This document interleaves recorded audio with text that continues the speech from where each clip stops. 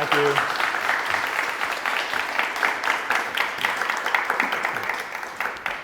Thank you, Joe. Thank you, Design Philadelphia. It's an honor to be here. Thank you guys for extending the invitation. So my name's Hans.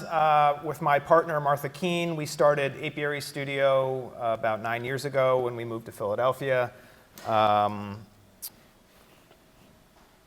We're a design-build landscape architecture firm. Our work kind of runs the gamut from residential to commercial, nonprofit spaces. The only sector we don't work in is like for the city of Philadelphia, state or federal government. I'm going to talk today briefly at the beginning about kind of generally what we do, but I think in terms of our focus in design and its relationship to ritual, over the past several years, we've really begun to develop kind of a niche focused on the reuse and reclamation of waste material and recycled materials and trying to reincorporate those elements into the built landscape. So before I get into kind of the aesthetics of what that stuff looks like, I just want to emphasize that we provide traditional landscape architectural services as well. We design very fancy, sometimes conservative gardens for people who want a designed landscape. This is an example of a project that we worked on in Berks County. So I think beautiful, but also somewhat traditional in the sense that it's an extensive kind of campus with a meadow and a beautiful backyard garden with a water feature and a shade structure. We've also worked on the coast, designing beautiful beach houses for clients.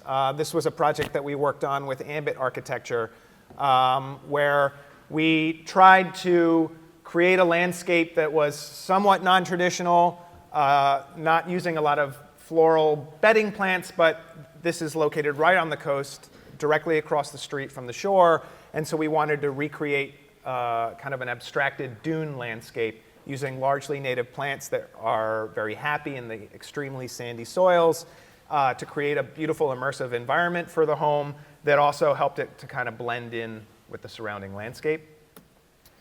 Those two projects are examples of things that we have designed that were built by others. But as I said, we're a design build firm, so most of the projects that we're designing, we build ourselves. And that's a sector that we've really shifted into over the 9 years that we've been in business. We started as a traditional design firm where we would draw things, hand them over to a contractor who would build them. Our first forays into design build were kind of weekend warrior type work, things that we did with hand tools for small clients on very small projects. This is one with me and Martha installing a rain garden in a client's backyard in suburban New Jersey. But we found that we really began to shift more and more into construction. First, when we would design landscapes, we're really like geeky plant people, particularly Martha. She studied at Longwood Gardens. She's really good, like really, really good with plants. I'm okay. But we were designing gardens that were really, really diverse, that required plant material that had to be sourced from several different nurseries, which can be very difficult for a contractor. You have to spend a whole day driving around to source the plant material for one small garden. And so we were having a difficult time getting people to be willing to install the gardens that we had designed. And so we initially did planting installation and irrigation assembly for our clients before eventually jumping headfirst into full-on construction. This is an example of a project that we designed but did not build on Long Island. It's for a Jovia Financial Credit Union, which is a credit union. We designed an employee garden, which I thought was really interesting and sensitive of the client to want to create an outdoor garden space for their employees to use during the day for lunch breaks, but also we had an outdoor conference room. Because this was on Long Island, which is, I think, the entire landmass is essentially coastal plain. So very sandy soils, basically wherever you go, certainly in the area where we were working. So we wanted to use, again, a coastal plant palette that was mostly, but not exclusively native, that relied on plants that are very happy in those types of soils, created wildlife habitat, but also a kind of traditionally beautiful space for employees to enjoy. And I do want to emphasize that when we're designing landscapes, we're really, not only do we geek out on plants, we really like to geek out on the materiality and the construction detailing of what we're doing. I think, oftentimes the difference between an okay design element and an excellent design element is the degree to which you figure out how all the pieces and components fit together, so essentially the detailing of the object. This is an example of this pergola shade structure we created around this outdoor conference room, which really lent a sense of space and enclosure, so it felt like a room. And I thought it was a really cool exercise in design detailing. So we became really focused on construction during the pandemic, essentially, I would say, so about 4 years ago. Partially out of necessity, but also, I'd say primarily out of passion. I love construction. Martha loves working in the soil. And so we have attracted staff and really geared and focused our business on building things. And these are photographs of some of our current and former team members.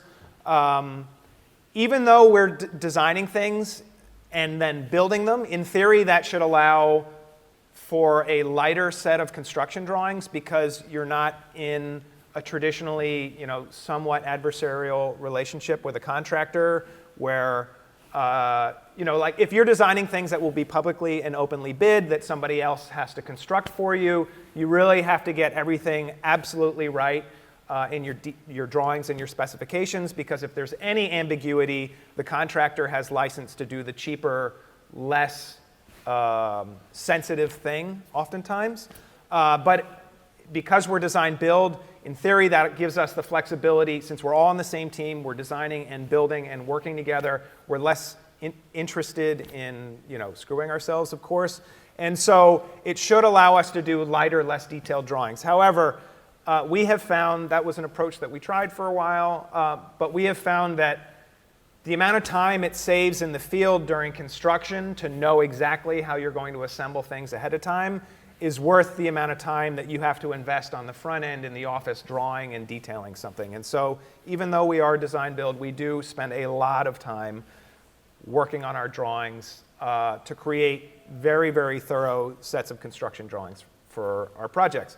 However, as anybody who's in the design or construction industry knows, you're always encountering conditions in the field that you do not anticipate, and so changes have to be made. And that's one big advantage to being design build, is that we have really creative staff members who are building things, who are very sensitive to our design aesthetic, and so they're empowered to make really, I think, good decisions in the field that make sense. And so we're designing both in the office and in the field as we build things. Again, before I dive into our focus on incorporating reused and recycled materials, I do want to, again, emphasize the fact that we also do traditional gardens and landscapes. This is a project in Chestnut Hill with a house that was kind of like neo-colonial with some New England cedar shake details, where we designed just a very exuberant perennial planting scheme around the house. Nothing insane, but I think very tasteful nonetheless. Okay, so as we've been working and growing and evolving as a design firm, we've had the benefit of having been in business for 9 years, and over that period of time, we had loosely developed kind of an ethos, a series of ideas, none of them written down until we gave a presentation about this kind of work, which was really helpful because forced us to kind of sit down and actually write out what is it that we believe in, what is it that we do.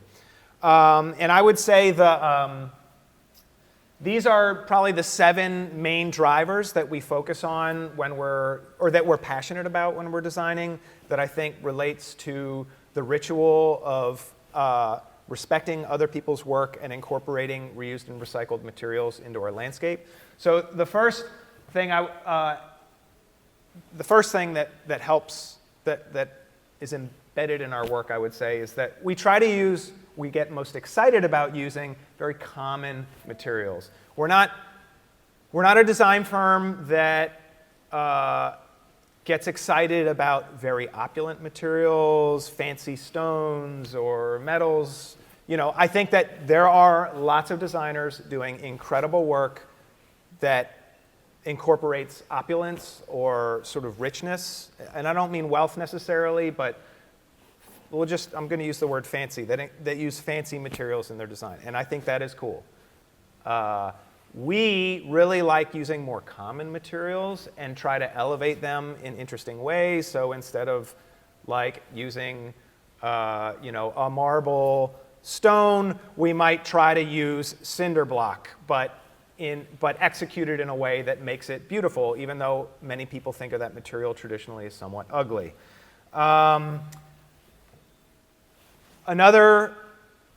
Point number 2 that really undergirds our work is there is no way. Something that has made us very uncomfortable working on construction sites over the years is just like witnessing the amount of waste that gets thrown away during the demolition and then construction process. Lots of it perfectly usable material. And I understand the efficiencies or inefficiencies in the construction process. I understand the temptation to throw stuff away because it's so much easier than like stockpiling, storing materials, figuring out what to do with it. I know that labor is our most expensive, during construction, labor is the most expensive line item, and so I get it. But it still makes me very uncomfortable, and it is something that we are actively trying to resist the temptation to throw things away and buy new materials in our projects, because throwing something in a landfill obviously does not get rid of a problem, it just puts it somewhere else. And we do believe that we are living in a world of limited resources and that it is unsustainable to throw things away. And I know I'm preaching to the choir here, but I'm just going to say these things anyway. They're worth saying, I think.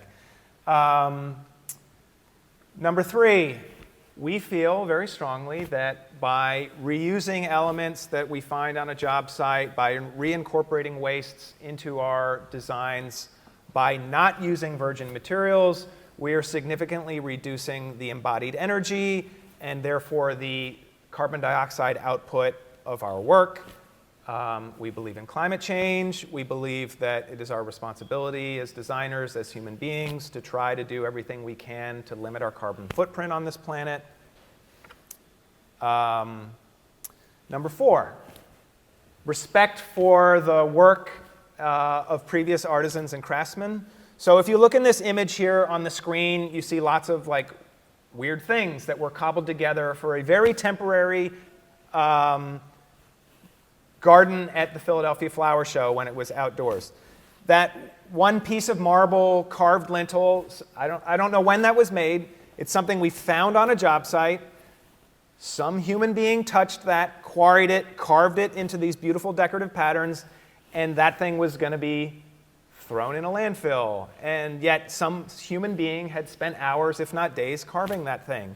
By preserving elements like that, by trying to find ways to reincorporate them into your work, you are, or we are, trying to honor and respect the labor that somebody invested in an object or a landscape or a space, and preserve that in some way. We will never know the name of the craftsman that made that thing, but I think it is nice. All of us want to have some legacy on this planet, and it is nice to think that even after we pass on, something that we have made, touched, or otherwise designed may live longer than we do. And so that is something also that we try to be sensitive to and incorporate into our work. Okay, number 5. We live in Philadelphia. We work in Philadelphia. Philadelphia is a very interesting, very gritty city. It so happens that I feel the aesthetic of this kind of urban rubble, I'll call it, these recycled materials, looks very appropriate in a city like Philadelphia. We have not worked necessarily in newer, greener, more pristine, virgin environments. We don't have a lot of experience with that. We're very fortunate in a lot of ways to be working in Philadelphia. And so we feel that the aesthetic, which I will show you through a series of projects, the aesthetic of our work, the aesthetic of reusing and reincorporating these materials into the designed landscape fits in very well with kind of the overall aesthetic and vernacular of Philadelphia. I'm sure these materials could be made to work in a different environment, but I do think it's important that designs respond to the context and the vernacular within which they're going to exist. Number 6, no carte blanche. For any architects or landscape architects in the room, anybody who has designed an environment where you have existing conditions, certainly as a young designer, I think your first impulse is often to erase everything because it's like, trying to figure out how to fit a design into existing conditions can be very challenging. You have lots of weird spaces often to accommodate. We feel that when we're designing landscapes and environments, the creative challenge of incorporating existing elements and working around them and molding or fitting your design to the existing context as much as possible is oftentimes more sustainable because you're impacting or rearranging the site less. But again, back to that respect for previous artisans and craftsmen, it also helps to preserve some of the design elements, choices, and work that the people before us had implemented. And so we're trying to, in the environments that we create, we often try to have a hybrid design environment where our work is overlaid but integrated into the existing work in that landscape. And then finally, something that is, I think, obvious to everyone, enduring design is more sustainable. If you build something that is beautiful, that is well crafted, that it is more likely to be preserved by the current or future owner, and it is less likely to be replaced by something new and flashy and temporary and trendy. And so we try to design things that will last. And we feel that that is kind of a key to sustainability. Our ritual of trying to incorporate sustainability into our design work. Okay, this first project is, what is our nickname for this project? This is called, we call this addition by subtraction, or at least this technique. This is a Fishtown residence. They had a very common situation in Philadelphia. We were hired by a client to design a front yard and a backyard garden, and when we came to visit the project site, we discovered the entire property was paved. Now, I know that's like, if you live in the suburbs, that sounds kind of weird, but like the front yard, the side yard, the roof, the backyard, every square inch of this property had asphalt, concrete, or a roof on it. And we had clients of modest means who had hired us to design and build a landscape. And I think, like this sort of carte blanche thing I talked about earlier, your first impulse when you come to a site that is like lots of concrete from various stages of construction, some of it 30 years old, some of it 10 years old, it all looked different. Your first impulse is, get rid of this concrete, let's put some nice, fancy paving in place because this stuff is hideous. Unfortunately, the client fortunately, I would say, the client didn't have the budget to do that. And so because of that significant budgetary design constraint, we had to get creative. How are we going to make this space interesting without replacing all of this concrete with something new? And so we utilize this technique that we call addition by subtraction, where we use very sort of precise saw cutting and almost surgical removal of concrete to try to make the planted spaces feel intentional and designed. And so not only does that do the wonderful things of allowing you to infiltrate stormwater on site, create beautiful, lush green gardens that attract wildlife and make people happy and think of a beautiful environment, but then it also has the additional benefit of taking that existing ugly concrete and elevating it and making it look more thought out, more intentional, and more beautiful, just by having very precise, very systematic, and controlled saw cut lines. And you can see in the image in the upper left-hand corner what the front yard was like when we encountered it. And in the bottom, you can see where we're carefully saw cutting and removing concrete in order to install a bed, and then we replaced that front guardrail fence in it. And in the backyard, we did the same thing. There were a lot of, this happens in Fishtown in particular, or in Northern Liberties, where like somebody will buy a house that was owned by more of an urban pioneer before them, and so there was like some weird artist or craftsman who lived there. Often the work is like somewhat amateurish, but still like interesting and very creative. And so like there was this weird brick oven in the backyard that, of course, we kept it because it would be crazy to throw that away. And so again, that is like, it was kind of weird and awkwardly placed and really big in the backyard, but if you have that somebody spent a lot of time building, it's probably worth trying to keep. Even though it's like, probably, this garden will probably never be featured in a magazine, but it's like interesting and kind of weird in a good way. Okay, this is the second project I'd like to show. I don't have a catchy name for this one. This is a project we did in Mount Airy. This is a client that had bluestone aspirations, but not a bluestone budget, right? And if you're not familiar, bluestone is like the most common quasi-expensive paving material you'll see at a lot of fancy gardens. It's harvested or quarried in Pennsylvania and New York, so it is a local material. It's a wonderful material. However, we had a very limited budget on this project. We came to the site, and the backyard was like this ad hoc kind of garden that had been thrown together by a bunch of different people over a series of different owners. And they had accumulated all these disparate, weird masonry materials. There were cobblestones, there was bluestone, there were pieces of concrete, there were all kinds of different pavers and bricks. And the owner really wanted a fancy, like clean, modern patio, but they were very clear on what money they had available to pay for it. And there was no way that we were going to be able to afford that.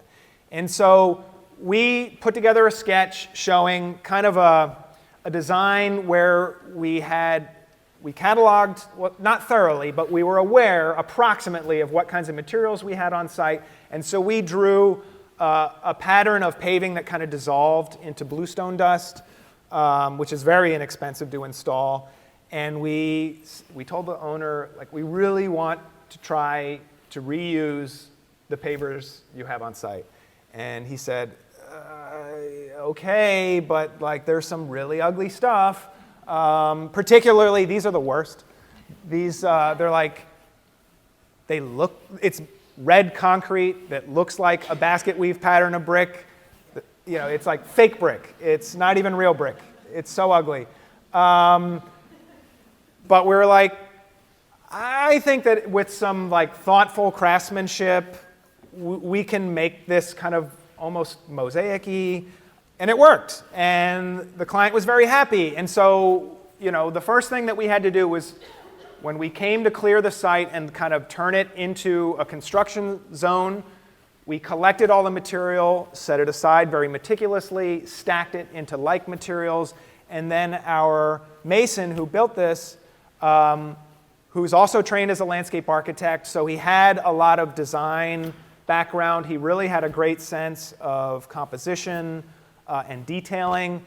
He was able to, through some experiments on site, come up with, I think, some very successful paving patterns that blended and mixed these very disparate materials into something that I think is very successful and satisfying. And because we did not have enough paving material to do everything in some kind of unit paver or block, we did this kind of dissolving trick between the compacted bluestone dust and the unit pavers, which I think is really, really successful. And yeah, here's another view of the backyard. OK, this is a project. This was one of our first projects. Are you guys familiar with? No. OK. All right. This is one of our first projects in. This is also in Fishtown. This was for a fine art photographer, so a client that had he had great taste. He had hired Bright Common Architecture to renovate his home. We call this the Pickle Factory because evidently the building was a pickle factory at some point before it was a home. They renovated it to be a passive house. So they were very committed to sustainability, and we wanted to reflect that, the ethic behind the architecture in the landscape. So we designed a garden. I still draw by hand. We designed a garden in the backyard that would incorporate a lot of rubble pavement and this concrete block wall, using materials that we extracted from this site. And so the strategy here on this project and in the previous project is when you're developing the design or when we are developing the design for these projects, we essentially cataloged and really tried to understand what are the materials that are available on site, what is going to be demolished and removed, and how can we reincorporate those elements into the design. So basically, very simple. We have a garden, parking in the front on the street. In the middle of the garden is a patio that's accessed from the side door of the house. And in the back of the yard is garden, green space, and a shed. And the patio area is made out of rubble, kind of randomly shaped concrete rubble. And then this little seat wall, which encloses the space, was to be made out of saw-cut concrete that we extracted from the front driveway area. You can see during construction, we reincorporated a lot of the rubble that was produced during the construction process to make up the sub-base underneath the paving. There's a lot of voids in there, so it's a very, very permeable paving system. There are no drains in this yard. Everything is infiltrated on site. Here is the extraction process. There was this really big new-ish concrete pad in the front yard where the owner could park 2 cars. He was committed to only parking 1. So we very meticulously saw cut and removed these sections of concrete because they create this, when you saw cut concrete, you get this really beautiful terrazzo pattern on the edge that exposes the aggregate inside the concrete. And then we played with stacking that concrete into a mortar set seat wall. This is something we've only done once, but we hope to do again. There are lots of interesting things you can do with the patterns, I think, because with the concrete you get the saw-cut edge, which has a particular look. Then you have the finished edge of the concrete, like the broom finished edge, so you have a flat face. And then whatever the concrete was poured on, you have that uneven surface. It essentially becomes a positive of whatever the ground surface was like that it was poured on. So you have all these interesting different surfaces and textures to play with. We did rough edge facing rough edge, smooth edge facing smooth edge when we stacked the block to make the wall. But I think there are lots of other different patterns one could explore using this technique. And this is what the garden looked like shortly after construction several years ago. This project is the only commercial space I'm going to show. This we designed for a business in Fishtown called the Perrystead Dairy. I don't know if anybody's familiar with them. Really good cheesemaker in Philadelphia. So Yoav, the client, came to us and said, I'm building a small boutique cheese-making factory in Fishtown. It's going to be in this low brick building that used to be the power plant to an adjacent factory, and it has a gravel yard in front of it that I want to turn into a garden. The space had to be flexible. We had to be able to get a truck that would deliver dairy product to the roll-up door in the building from the street to the building. So truck deliveries of dairy product and then truck shipping of finished cheese had to happen there. He also wanted it to be a beautiful garden. And then he wanted occasionally to do farmers markets and other pop-up events. And so we wanted to create a space that could accommodate these different types of uses. It's also sloped about 2 feet from the building down to the street. And so in order to set up tables and tents and things, we needed to create a series of level terraces, which we used. First, we drew it at the client's request using Corten steel edging, which would have been beautiful. But there was not budget for Corten steel, which, again, like these budgetary drivers, which force you to be thrifty, I think open up really wonderful design opportunities. Because we had to use concrete rubble that we found on site or sourced at nearby construction sites as the masonry units to build these terraces. This is what the site looked like before we started construction. It was just a gravel parking lot with layers upon layers upon layers of fill.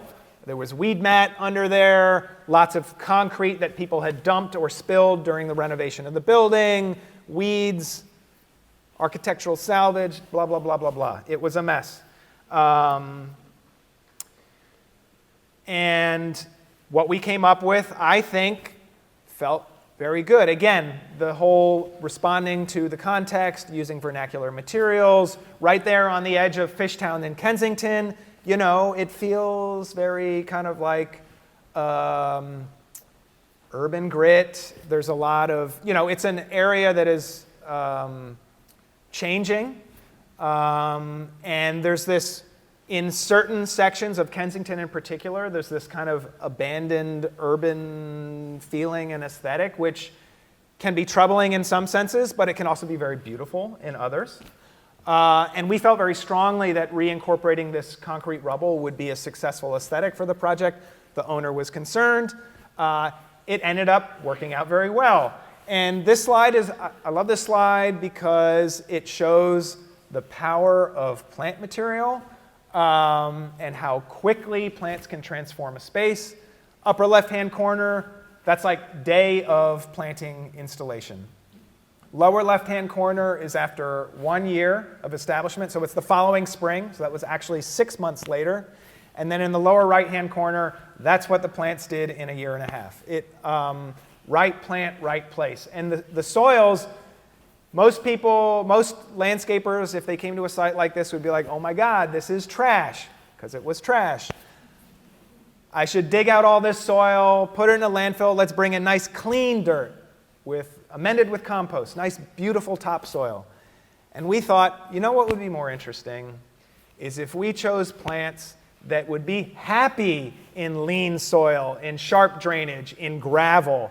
And there are plant communities in the world that thrive in those conditions on the edge of a mountainside that is eroding, in scree or on the coastline, plants that live in limestone barrens, a lot of Mediterranean plants. And also, because this was a cheese maker, someone who incorporated a lot of aromatics and herbs into his cheese rind and cheese-making process, there was a really great synergy between choosing a lot of the Mediterranean plants and herbs that we are used to consuming as food products, but which also have some really wonderful ornamental value.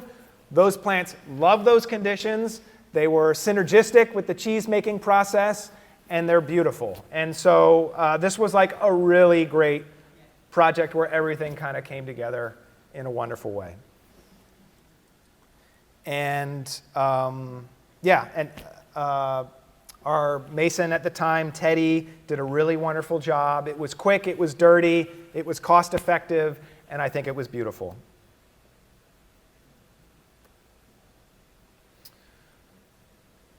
Okay, this is the last project I'm going to show. This project we call Space Barn Surrounds. It's in Mount Airy. It's on the edge of the Wissahickon Park. This is one of the first projects we built that was like actually next to a sensitive natural area. The house was designed by C2 Architecture, a firm that we collaborate with a lot. It's this like black cedar box that's just like looks as though it landed, a space barn that just landed in the Wissahickon. And then they were designing and building a writer's cabin in the backyard for one of the owners is a journalist, and that was going to be her workspace. When we got to the site, it was like, the topography was interesting, lots of hills and ruts, lots of junk, actually. I'm pretty sure this site was some contractor's landfill back in the day because there was all kinds of weird things that we would find when digging on site. Huge blocks of concrete, old granite curbs, pieces of cars, and just trash. And so we designed a landscape that was partially, at least in terms of plant material, sympathetic to the native ecosystem of the Wissahickon Creek Park. But structurally, the design was really intended to both contrast with this austere, clean, simple architecture, and also to resolve the tension between the two buildings. If you look at the slide, you see the big house on the right-hand side, right? The floor plan of the house. And then in the upper left-hand corner, there's a small white box. That is the writer's cabin. And the architect placed that cabin at like just slightly askew to the existing building, which was like created a lot of tension, which we tried to resolve through the design of the landscape, where we put this big patio behind the house. And you can see there's a diagonal line, the edge of the patio that separates the patio from the garden. That is orthogonal to the writer's cabin, but then we punctured it with that rubble seat wall, that's the dining terrace, that is orthogonal to the house. And so we feel that we resolved the geometry of those two structures really well through the landscape. Just want to show you that we are plant geeks. We have really intensive planting plans when we develop designs for projects. And this is what the site looked like during construction. That site wall was the writer's cabin essentially hung off of that concrete retaining wall on site. You can see some of the things we began to dig up on site that were there and kind of the mess. It was totally full of invasives. We had princess tree, tree of heaven, porcelain berry, Japanese knotweed, blah, blah, blah, blah, blah. It was all there. And so we did an extensive cleanup. Once the architecture or the small building was finished, we came in and started doing our landscape construction, first by laying these reclaimed concrete curbs to create that garden or the patio retaining edge, and then we infilled it with rubble, mostly recycled concrete, but other mixed materials as well, particularly brick. This is us during the construction process. Some of those really big pavers, those big slabs of concrete, were impossible, not impossible, but very difficult to move by hand, and so we had the benefit of utilizing machine on the project. And this is what we ended up with. I think a really beautiful garden around an extraordinary piece of architecture that stitched together the writer's cabin with the main house. Here you can see some of the materials. All of those granite curbs were miraculously unearthed on site. Like they were just there waiting for us to use them. What a miracle, because I didn't have another plan for how we were going to build these stairs. They look great, kind of rustic, but certainly solid in appearance. And then you see the rubble wall that encloses that dining terrace. That was stone that we were able to harvest or mine from a site in West Philadelphia. It's taken us a long time, but we've developed relationships with people, developers who own sites where we can get stuff.